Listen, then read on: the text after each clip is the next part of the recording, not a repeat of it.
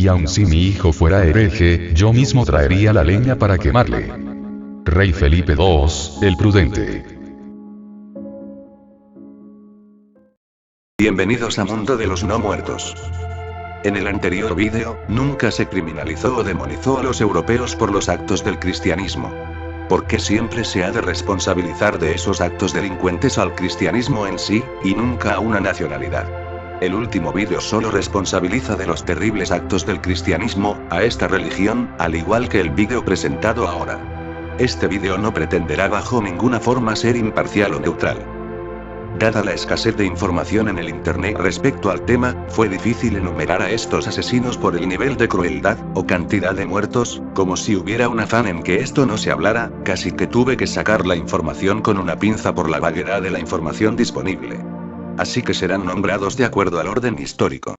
La religión de amor, es decir, el cristianismo, una vez que consolidó su dictadura espiritual sobre la faz de la tierra, usando a los gobiernos y su propia influencia para dominar la voluntad de otros, mediante la manipuladora fe, cometió actos que hoy en día son considerados abominables. Si se te contaran, tal vez, si eres cristiano, no quisieras ni escucharlo, con tal de seguir en las fauces de la ignorancia. Lo peor, es que los asesinos de los que hablaremos, bajo el veneno de cada letra bíblica justificaban sus actos, por un sentimiento de supuesta superioridad moral, que es imaginaria. Mundo de los No Muertos te presenta los 6 peores asesinos del cristianismo en la historia, según Espectro.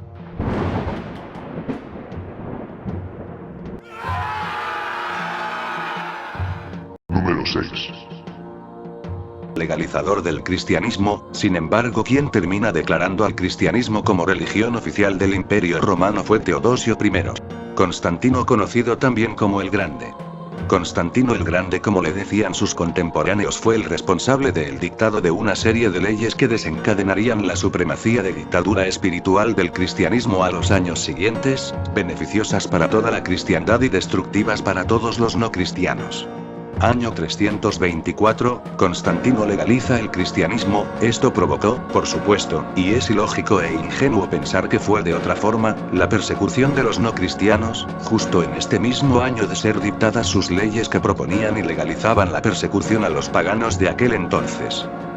En Dídima, en Asia, lo que hoy conocemos como Anatolia, Turquía, se encontraba el oráculo del dios Apolo. Manda a saquear el templo, cual ladrón a casa ajena, y como él, por ser el defensor y promotor del cristianismo, era tan bueno y santísimo, tortura a los sacerdotes paganos del monte Athos hasta matarlos y termina por destruir todos sus templos. No hace falta ser ingeniero de la NASA para ver el templo de Dídima en ruinas, ni tampoco físico nuclear para determinar las causas de su destrucción.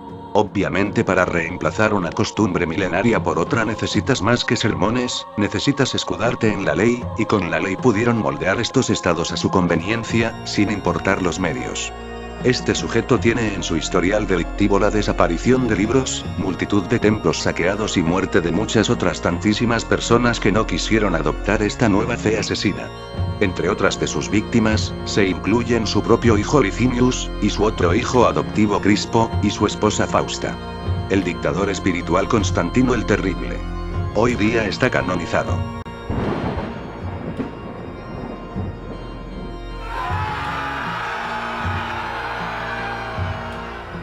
Número 5. El que ocupa este puesto le llamaban el rey de los francos, o mejor dicho, el que cristianizó a los francos, fue el que fundó las bases para la creación del Sacro Imperio Romano Germánico. En el año 782 a Carlomagno, le consideraban un misionero y nombrado y elegido por Dios para gobernar. Él mismo bautizaba a sus víctimas o las asesinaba, en caso de que se negaran. Este héroe cristiano, entre comillas, uno de sus hábitos era ordenar a sus visitantes que se arrodillaran ante él y le besaran los pies. Fue gracias a él que se popularizó la palabra esclavo, la cual viene del pueblo eslavo, que se originó a raíz de la venta de esclavos, luego de ser invadidos por este asesino. Como era muy justo y buen cristiano, le cortó la cabeza a 4.500 sajones que no quisieron convertirse al cristianismo, en un solo día. Actualmente está canonizado, es decir, es un santo según la Iglesia. Dígame usted que tendrá alguien así de santo. Pero esa es la santidad del cristianismo, ser alguien cruel y déspota no importa siempre y cuando sea por amor a nuestro Señor Jesucristo, ¿verdad?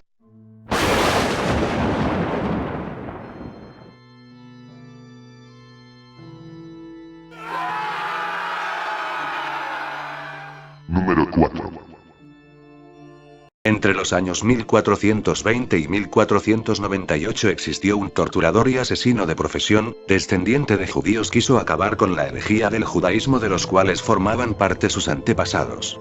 Nombrado primer inquisidor general de España, Torquemada, Tomás de Torquemada, fue un gran o mejor dicho, terrible perseguidor de judíos, porque por supuesto ya no habían paganos que perseguir, ¿no?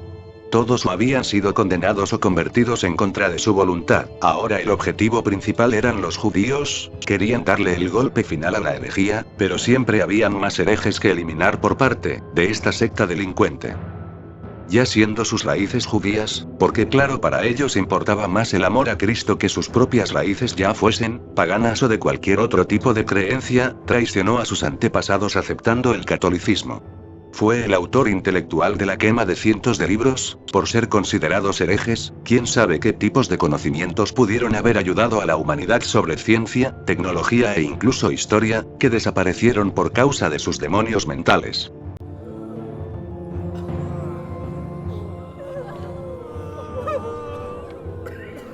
Bajo su mandato de terror 165.000 judíos fueron expulsados de España, otros 50.000 fueron convertidos a la fuerza mientras que otros 20.000 murieron exiliados. También 10.000 personas fueron quemadas vivas en la hoguera, a lo que ellos llamaban el acto de fe, mientras otras personas fueron difamadas por esta iglesia asesina, gracias a su reinado dictatorial divino. Fue el auspiciante también del Santo Oficio, base de la Santísima Inquisición.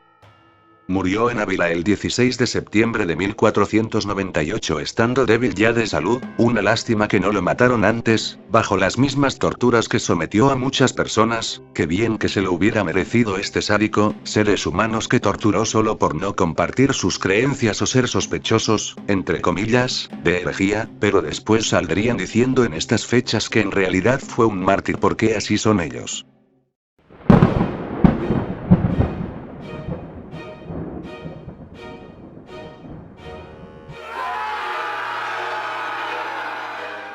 Número 3. El siguiente que te voy a nombrar, no se destaca por haber asesinado personas, al menos no directamente, pero sí es cierto que con el poder de sus palabras influyó movimientos, de origen alemán, fue inspiración para grandes masacres, frases lapidarias y sangrientas como un fundamentalista hecho y derecho de ese tiempo. Aunque para algunos lo ven como inspiración, Martín Lutero, fundador del luteranismo de las que sus enseñanzas se basaron los nazis, para cometer horrendos crímenes contra la humanidad, en especial al pueblo judío, tenía frases totalmente antisemitas.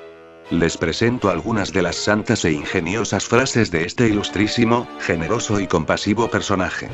Te presento una carta enviada al reverendo Georg Spalatin, en el año 1514 decía lo siguiente. La conversión de los judíos solo puede ser obra de Dios operando desde dentro, y no trabajo del hombre o más bien intento desde afuera. Si sus transgresiones se toleran, seguirán otras peores. Pues al abandonarse a la reprobación de la ira de Dios, pueden llegar a volverse incorregibles y, como dice el Eclesiastés, al que es incorregible la corrección lo empeora en lugar de mejorarlo. Les muestro más frases santísimas, apacibles y bonachonas hacia los judíos, por parte de Martín Lutero. Primeramente, sus sinagogas deben ser incendiadas, y lo que no sea consumido por el fuego que sea cubierto de la inmundicia, así sea hecho en honor de Dios y del cristianismo. Segundamente, sus hogares deben ser igualmente derribados y destruidos. ¿Por qué perpetúan lo mismo que hacen en sus sinagogas? En tercer lugar, príveselos de sus libros de oraciones y del Talmud, en los que se enseña idolatría, mentiras, maldiciones y blasfemias. En cuarto lugar, debería prohibirse a sus rabinos enseñar, bajo amenaza de muerte la furia de Dios contra ellos es tan grande que están cada vez peor.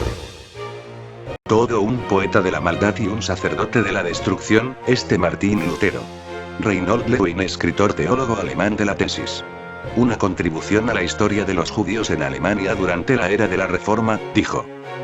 Cualquiera que escribiera en contra de los judíos por cualquier razón creía que tenía el derecho de justificarse a sí mismo triunfalmente si invocaba a Lutero.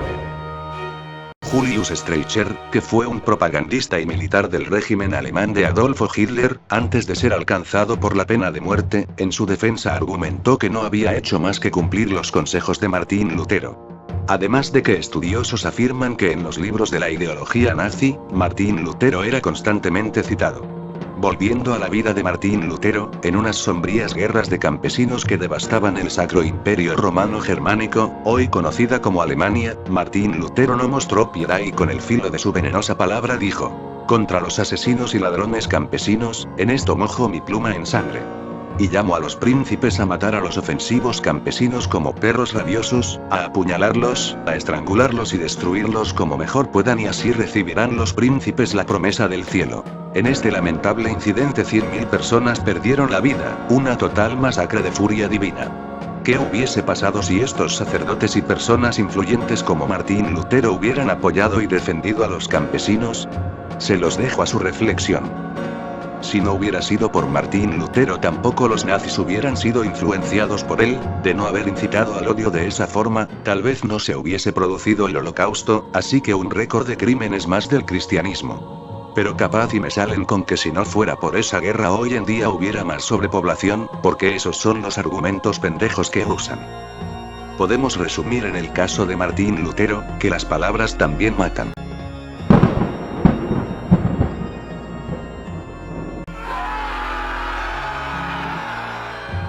Número 2.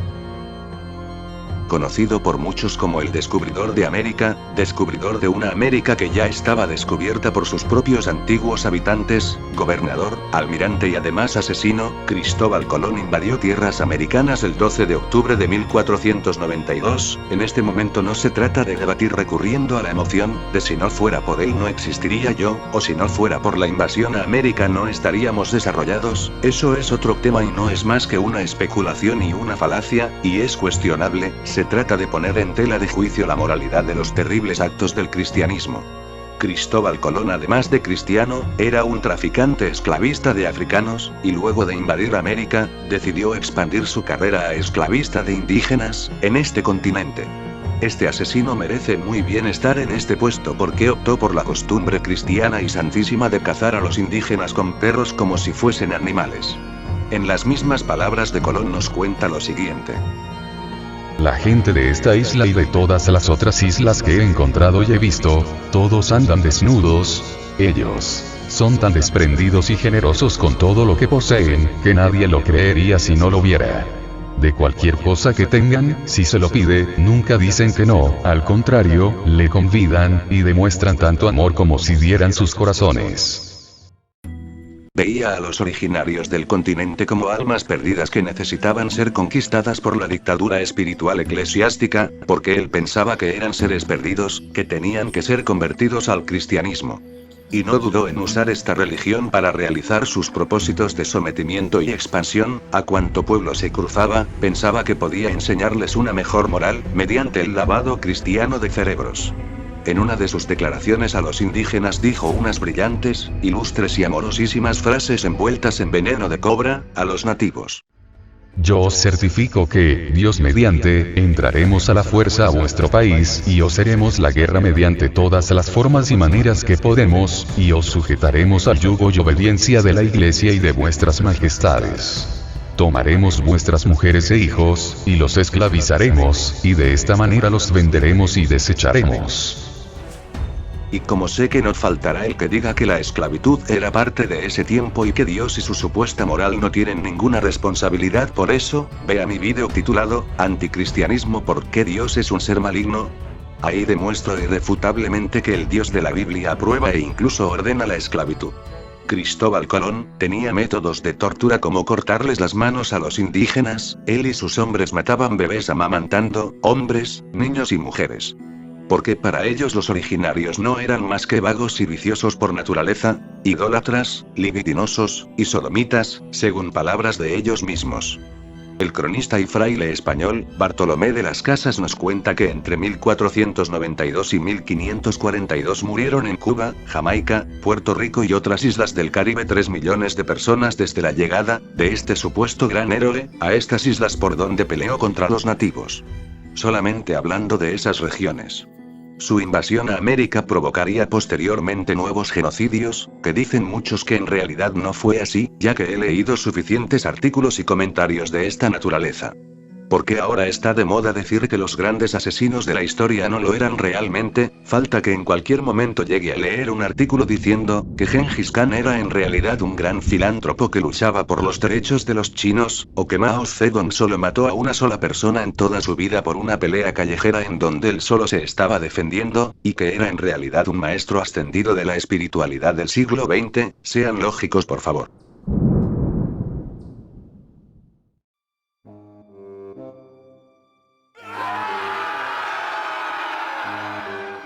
Número 1. El destructor de ciudades, el asesino de la cultura, el genocida de aztecas, el látigo de la fe. Hernán Cortés, su historial criminal comenzaría en 1519, en su expedición llegó a la ciudad maya Potonchán, donde les mostraría a los habitantes de esa ciudad falsas intenciones de paz, queriendo entrar en la ciudad para supuestamente abastecerse de comida y agua o más bien, abastecerse de oro. En el libro La conquista de México el español López de Gómara nos relata lo siguiente. Cortés se adelantó haciendo señas de paz, les habló por medio de Jerónimo de Aguilar, rogándoles los recibiesen bien, pues no venían a hacerles mal, sino a tomar agua dulce y comprar de comer, como hombres que andando por el mar, tenían necesidad de ello. Por tanto, que se lo diesen, que ellos se lo pagarían muy cortésmente. Las autoridades putunes de Potonchán les llevaron agua y alimentos para que abandonaran el sitio. Pero Cortés quería realmente el oro, y como se creía de una superior moralidad y santidad, quiso entrar a la ciudad no contento con el buen gesto que le habían hecho los putunes, así que les insistió en entrar. Replicaron los indios que no querían consejos de gente que no conocían, ni menos acogerlos en sus casas, porque les parecían hombres terribles y mandones, y que si querían agua, que la cogiesen del río o hiciesen pozos en la tierra, que así hacían ellos cuando la necesitaban. Entonces Cortés, viendo que las palabras estaban de más, les dijo que de ninguna manera podía dejar de entrar en el lugar y ver aquella tierra, para tomar y dar relación de ella al mayor señor del mundo, que allí le enviaba. Por eso, que lo tuviesen por bueno, pues él lo deseaba hacer por las buenas, y si no, que se encomendaría a su Dios, a sus manos y a las de sus compañeros. Los indios no decían más que se fuesen, y no intentasen echar bravatas en tierra ajena, porque de ninguna manera le consentirían salir a ella ni entrar en su pueblo, antes bien le avisaban que si enseguida no se marchaban de allí, le matarían a él y a cuantos con él iban. Entonces Cortés atacó la ciudad en donde Potonchán terminó siendo derrotada, con la entrada de Cortés y sus tropas. Los muertos en esta batalla no se contaron, pero según las palabras de López de Gómara, se derramó mucha sangre. Palabras dichas por un mismo español que estuvo presente en esa guerra, que además era historiador y eclesiástico. ¿Qué necesidad tendría él de mentir sobre esos hechos? Luego, Hernán Cortés incursionó en Cholula, donde destruyó esa ciudad entera, la incendió, la destruyó como el delincuente oculta un cadáver para no dejar evidencia. En 5 horas murieron 5.000 hombres, tras enterarse que sería atacado en esa ciudad y lo entregarían a los mexicas, optó por esa cristiana decisión. Luego se dirigió a Tenochtitlan, ciudad que dicen tenía una población de 500.000 habitantes. El azteca Mixtli Nube Oscura nos cuenta, en el libro azteca, que los españoles bombardearon la ciudad hasta que los templos y los edificios de la ciudad fueron arrasados, sin importarle a este gran héroe cristiano si destruía años de historia. A este conquistador se le atribuye no solo de haber conquistado estos pueblos, y destruido ciudades, sino también el de saquear sus joyas de oro y fundirlas. Imaginen todas las piezas que se perdieron en el tiempo por las ambiciones de esta persona, por decirlo así. Y si eso te parece poco, también arremetieron él y sus 400 ladrones a destruir junto con los eclesiásticos, con que iba acompañado, a la quema de libros y destrucción de ídolos, como les gusta decirle ellos.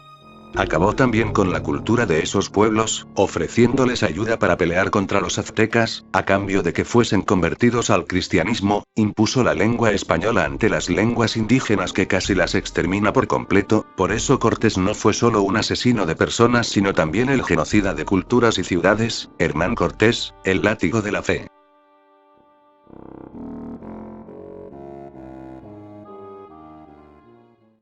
Si un dictador de los tiempos modernos hubiera nacido en las épocas anteriormente habladas, siendo un cristiano como los ya mencionados, y su imagen hubiese sido inmortalizada por algún hecho histórico como estos, ¿estaría bien adorarlo? ¿Hay alguna diferencia entre San Constantino y Adolfo Hitler? ¿Qué hubiese pasado si los cristianos, en vez de luchar por el bien de sus almas, hubieran luchado por el bien de sus habitantes? ¿Cuántos conocimientos se perdieron gracias al acto de fe, y qué hubiese pasado si nunca se hubieran destruido? ¿Vale más la fe que la propia vida o la muerte? Quiero darle un gran agradecimiento a Rudy Núñez, que me dio la idea para hacer este vídeo. Te mando un saludo. Hasta el próximo episodio de Mundo de los No Muertos.